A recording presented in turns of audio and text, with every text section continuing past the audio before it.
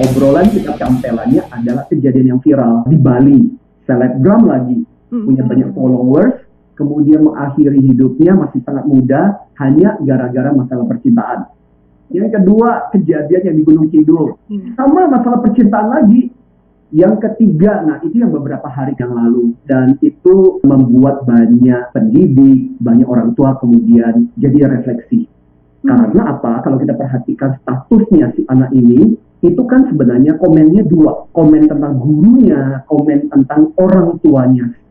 Kita mengatakan bahwa mungkin kita tidak menyalahkan siapa-siapa, tetapi pada saat ketika ada status seperti itu, harusnya itu jadi pembelajaran buat kita. Kita bisa membayangkan betapa sedihnya orang tua yang kehilangan anaknya dalam usia 12 tahun dengan cukup tragis. Ini sebuah alarm yang betul-betul harus jadi perhatian buat kita. Bagaimana sih gejala-gejalanya? Banyak kasus seperti ini kemudian tidak pernah terungkap karena biasanya sama orang tua atau keluarga dan sebagainya disembunyikan.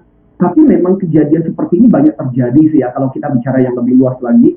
Kejadian yang Jepang, itu sampai 2.000 lebih kasus bunuh diri di bulan Oktober, dan itu mencapai angka yang paling tinggi.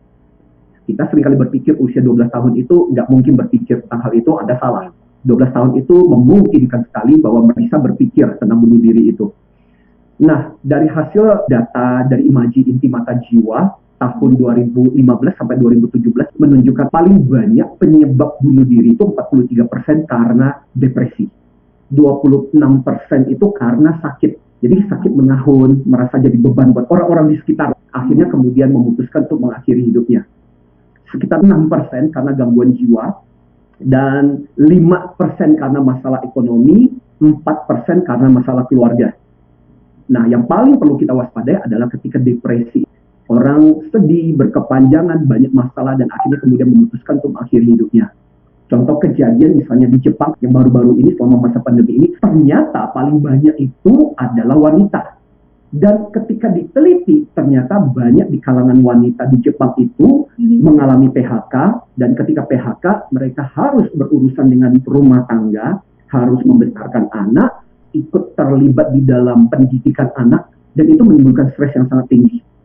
Termasuk dengan anak dan remaja, yang perlu menjadi bahan catatan kita sebenarnya adalah soal depresinya itu. Ini sebenarnya kita harus bersyukur di satu sisi. Anak itu kan mengalami tingkat kematangan secara intelektual makin cepat. Jadi memang ada penelitian yang kemudian mengkaitkan anak sekarang itu makin pintar secara kognisi. Gizi makin baik, pengasuhan orang tua semakin baik, dan itu membuat anak semakin pintar. Nah, ketika anak semakin pintar, cara berpikir mereka semakin maju. Nah, kasus ini juga merupakan salah satu bagian dari konsekuensi anak yang semakin pintar juga. Makanya jangan sampai kita berpikir bahwa nggak mungkin anak-anak usia SD, anak-anak usia SMP, kok bisa-bisanya? Di zaman gua usia kayak begitu, boro-boro. Ya itu kan usia orang tua dulu. Nah, sekarang situasinya mereka berbeda. Pemicunya apa sih? Internal, apakah eksternal? Tapi boleh dikatakan ini adalah gabungan dari dua-duanya. Eksternal itu berarti ada kejadian yang memicu. Kalau dalam bahasa psikologi itu namanya risk factor. Jadi faktor resiko. Misalnya contoh, baru kehilangan orang yang dia kasihi, tadi juga masalah percintaan, atau misalnya contoh keluarganya mengalami sesuatu kejadian, misalnya perceraian, atau misalnya contoh dia mengalami sebuah trauma yang luar biasa. Itu kan faktor-faktor dari luar.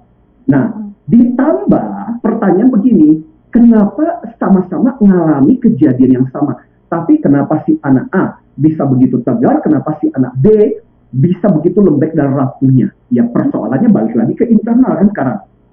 Kemampuan anak-anak untuk menghadapi situasi. Kalau dalam bahasa psikologi itu namanya coping behavior. Bagaimana dia menghadapinya. Anak-anak itu berbeda. Bahan materialnya ibaratnya si anak itu lain. Maka ketika dia menghadapi tekanan, kondisinya juga berbeda-beda. Anak terbiasa handle masalah atau tidak. Itu juga akan menentukan bagaimana dia menghadapi situasi seperti itu. Ambang batas dia untuk menghadapi tekanan, pressure, stres itu juga berhadapan. Apakah anak itu termasuk kompulsif misalnya, atau orangnya reaktif yang kalau ada satu masalah langsung kemudian merespon. Nah, ini juga berpengaruh. Makanya sangat penting mengenali juga faktor kepribadian si anak itu. Nah, tapi ada satu juga yang menarik untuk kita waspadai, lebih kepada sosial. Ya mungkin eksternal, tapi sosial.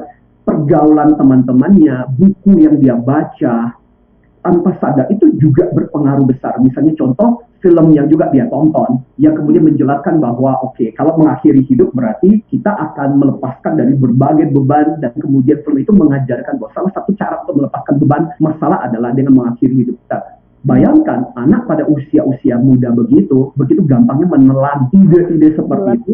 Ya. Benar. Akhirnya kemudian berpikir, ini hidup kok susah banget, tidak ada yang mau dengan saya, tidak ada yang menginginkan saya, orang tua seringkali membodoh-bodohkan saya, guru juga seperti itu, tekanan begitu berat, mendingan saya akhiri hidup saya, maka segala sesuatu akan selesai. Makanya sangat penting buat kita untuk mengantisipasi tanda-tanda yang berhubungan dengan depresi.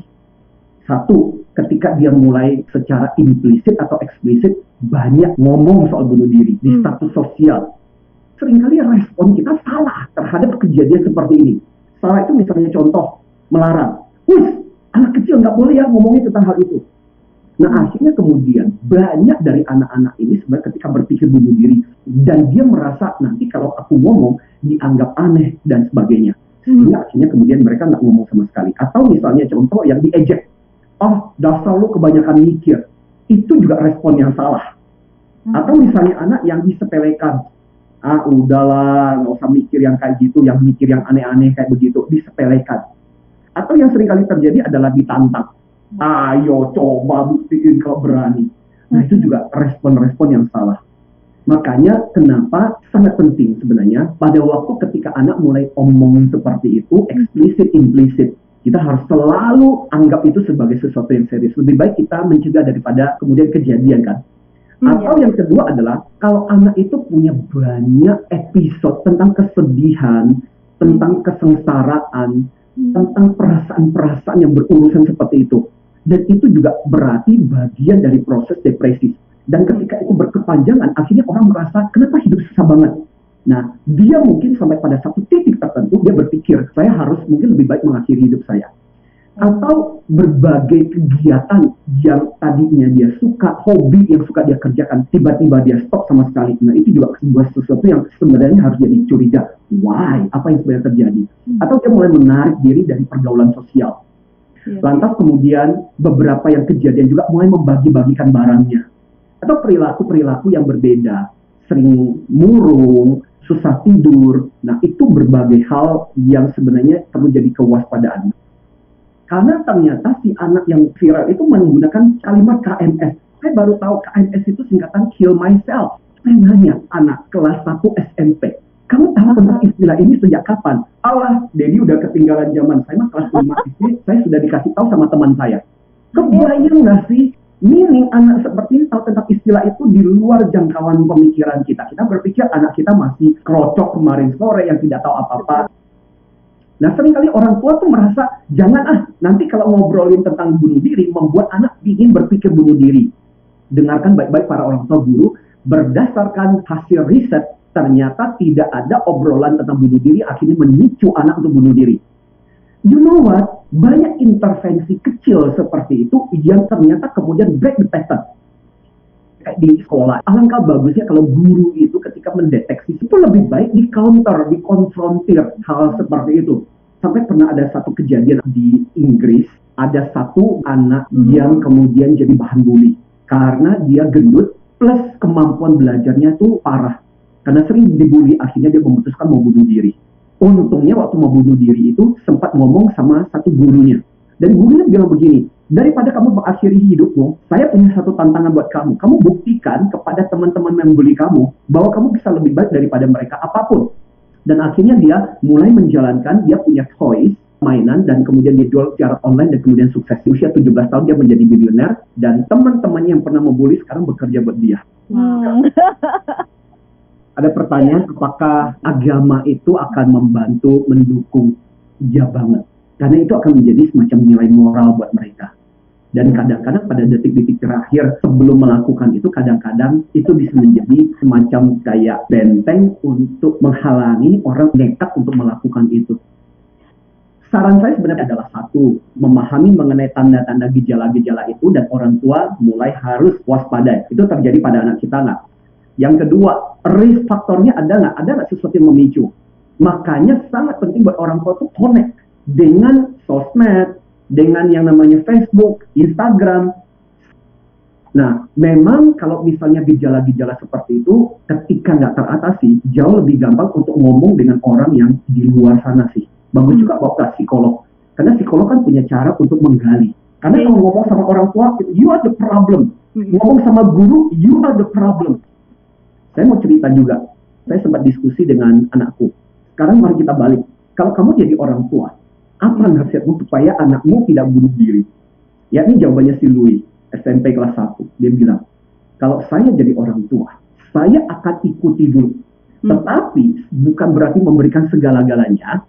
Saya akan ikuti supaya anak merasa bahwa idenya dihargai dulu. Paling nggak dikasih angin istilahnya. Baru setelah itu, membuat anak jadi tidak merasa langsung diikat.